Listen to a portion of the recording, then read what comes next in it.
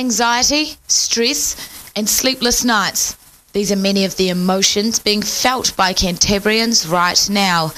To get people through, counsellors from around the country are being flown in to help.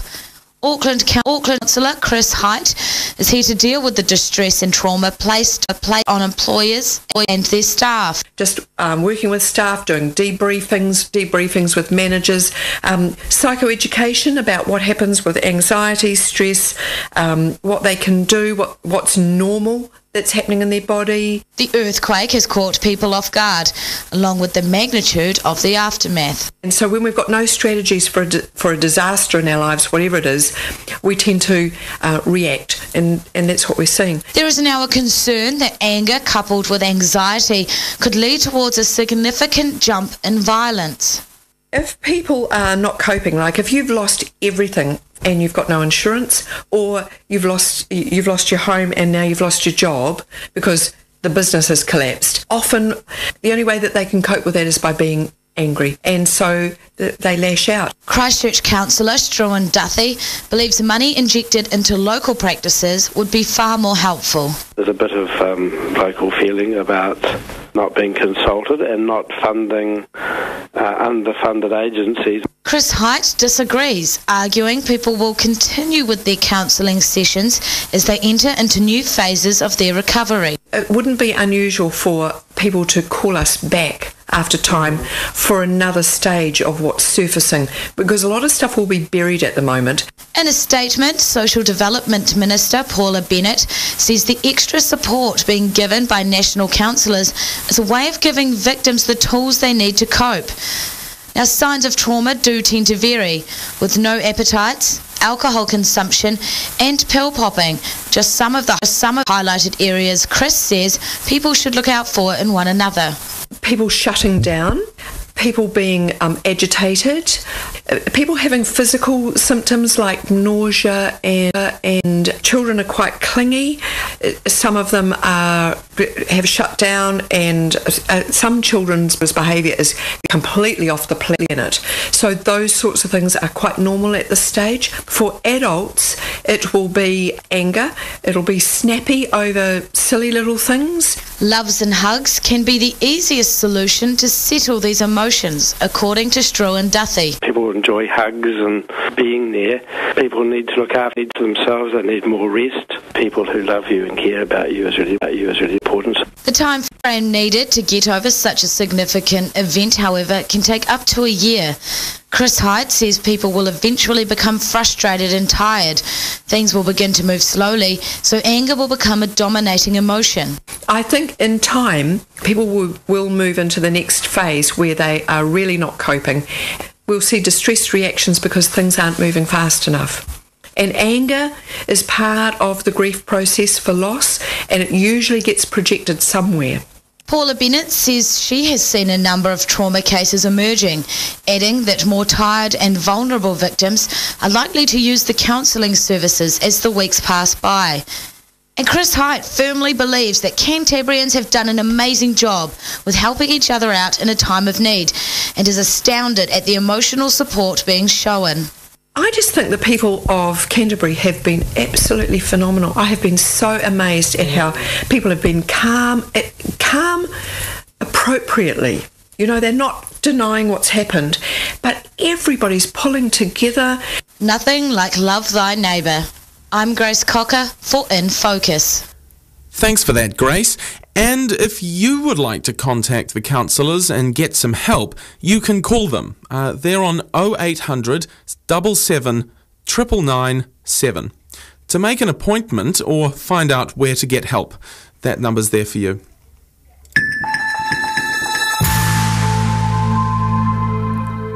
Now, Nico Fournier from GeoNet, New Zealand's geological monitoring organisation, has confirmed an increase in geothermal activity in Lyttelton Harbour in the last week. He's got a team surveying it at present, but is it any cause for concern? But there has been an increase of the seismic of the geothermal activity down there. Yes. Do you worry about that at all? Is there any danger? No, not at all. No, actually, it's something which is very common. I mean, it's something which is a bit unusual for people to notice, and actually, well, I mean, a bit unusual for people, period. And I understand that there has been quite a bit of concern because of this, but we had quite a few inquiries actually on those, and we've got people checking it in the field as we speak. But the bottom line is when you've got a very large earthquake, and it's something that has been reported not only in New Zealand but in many places around the world, basically you shake the ground so hard that what will happen is we've got changes of permeability in areas. So practically what that means, it means that geothermal activity is normal in that area, and if you've got large earthquakes, what you can do is you can clog some fractures or you can open some others, and all this is just the consequence of the shaking. That was Nico Fournier from GeoNet on an increase in geothermal activity in Littleton Harbour. He was very clear that we make no correlation between the earthquakes up north or the minor volcanic activity at Ruapehu or White Island and Canterbury's Saturday quake. He says there's still the possibility of continuing aftershocks down here, which may be up to magnitude 6, but it's likely they will die out over the next 2 weeks. Now, Willie Nichols, our midnight rambler, ventured out into the darkness last night to see the ravaged region in the wee small hours. If you think the inner city looks like a bit of a bomb site from 9 to 5, it doesn't appear much better at night. A ghost town by day gets very eerie under the cover of darkness as the rubble, gates and storage containers line the streets of the CBD. Now, you may or may not be able to tell, but I'm actually currently standing inside a very large corrugated storage container located right here on Madras Street, just up from St Asaph. Now, I've been talking to the group of army and police officers stationed here, and they believe these containers, and many others like them all around the city, are obviously used for storage, but also as a safety tool, as they can clearly close lanes for cars and also can act as a bit of a barrier for the public should any of these at-risk buildings come tumbling down. I should probably get out of here in that case. Corporal Dudley is based on the corner of Madras and Chewham and is just one of many soldiers out here working the 8 to 8 graveyard shift alongside the police force. He says there's a few tricks to getting through the long nights. Energy drinks and stuff like that, and food comes out every now and again, yeah. Last night we had an unlimited Red Bull. I wander further down the street and I come across another group of soldiers who, despite the bitter weather and low temperatures, still have a sense of humour. Try and get us posted closer to a KFC, bro, that'll be good. That's Corporal Page, who's been on the night patrol since Monday and has been signalled out by his fellow soldiers to have a chat with me. The groups alternate around streets every 2 hours, keeping them fresh and alert. However, they're not the only ones awake and pitching in. Across town at the Civil Defence headquarters on the ground floor of the Christchurch Arts Centre, there's up to 40 staff working overnight. From patrolling the streets to catching up on the admin often missed in the frantic pace of the day. Welfare Manager for the Emergency Operations Division, Caroline Gallagher, says the night teams are a crucial cog in the big recovery wheel. The night teams are really our thinkers, our strategisers. They're putting in place logistical requests. They're putting in place systems, processes, documentation of issues. I had a quick look around Civil Defence HQ last night and it was clear they were a cohesive team. Everyone knew their exact role, and Caroline Gallagher puts that down to looking at the big picture. It's the whole focus on restoring operations across the city to normal as soon as possible, that everyone's sort of energised by that and focused on it. The emergency wing of Civil Defence at night also worked closely with the Addington and Linwood welfare centres. 316 Cantabrians bunked down in the two centres last night, where the focus is now changing to helping people return home. As we approach 1 week living in the aftermath of the quake, the overnight teams continue to play a major role in the recovery process. Now, Willie Nichols actually joins me live. Willie, that was a great story. Thanks very much for that. You're somewhere inside the cordon. Yes, Sam. Well, I'm standing at the intersection of Colombo and St Asaph, which is basically the southwest corner of the CBD cordon, which, as you probably heard, is still in place.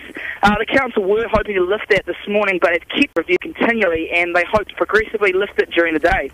So, Willie, you mentioned in your story about the welfare centres, you had some issues getting in there. Yeah, well, quite interesting, really, Sam. I was hoping to get over to the welfare centre probably last night, but due to the trauma and everything the people down there have been going through, they're currently just not allowing any media in whatsoever. So, I mean, I think personally that's probably the most vivid illustration of the effect of the quake that I certainly have seen so far. Yeah, great. Thank you very much, Willie. Willie Nichols, live from inside the cordon. Now, almost a week on from the quake, it's cleaning up, which has become the focus. But what happens to all the mess when it gets thrown out? Jennifer Savage went along to the dump to find out how Christchurch is dealing with a growing trash heap. Just where your shoes might get a bit mucky if you want to. I'm standing beside a mountain of food rubbish which smells too foul for words. I can see milk mixed in with flour, mixed in with tins of beans, mixed in with, well, a bit of everything. I spoke to Robert Geary, the General Manager of CCC2, about dealing with the waste.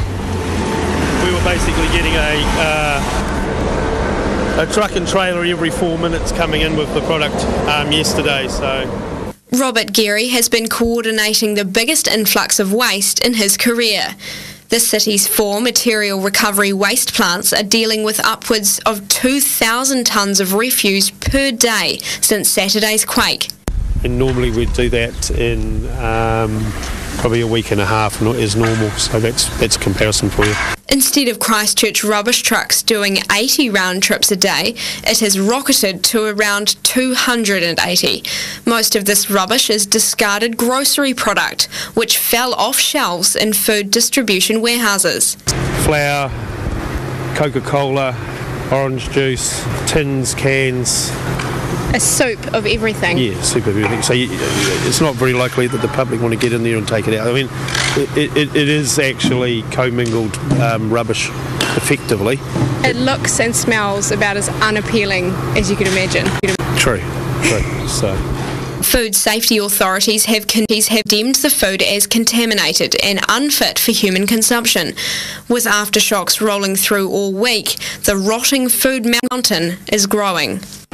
And have you seen anything like this into food before? No, never in my whole life. You know, I've worked there about 8 years and I've never seen this much rubbish here. On-site manager for the Metro rubbish plant, Lisa Harvey, says the quantities of wasted food is disgusting, but that there's nothing they can do once it gets to the dump. I mean, I get a lot of it's contaminated and mixed together, and you know, you certainly got to look out for their health first, but I certainly think a lot of it could have been salvaged. But it would have to be salvaged much earlier, as the food heap here is a heap of sloppy trash. But once it gets coated with that stuff, it's probably coated before it comes here. It's getting trucked here and dumped here and then mixed with the loader. So I think it would be unsafe to even touch some of this stuff by hand. So. Other than commercial food waste, the other big influx has been concrete chunks and bricks, 450 tonnes of it since Monday. With thousands of fallen chimneys and walls, Robert Geary is still planning how to cope with the mess. We're just trying to work out how to work through the weekend, because we believe there'll be more public on the weekend with people having a look around their property and want to get rid of stuff, and as the people's claims get sorted out, they'll just move things on. If you're one of those people doing a clean-up, it's reduced to half price. But Richard Geary says don't put brick or concrete chunks in your yellow or red bins. We really don't want that, because it causes issues. A, for the picking that bin up with the machines, but for the yellow bin, we've got to put that through a sorting process, which is all automated, and some 3 or 4 blocks will actually damage it. And since the city's dumps haven't yet seen most of the material waste from demolished and fallen buildings, they've got a lot of rubbish ahead of them. I'm Jennifer Savage for In Focus.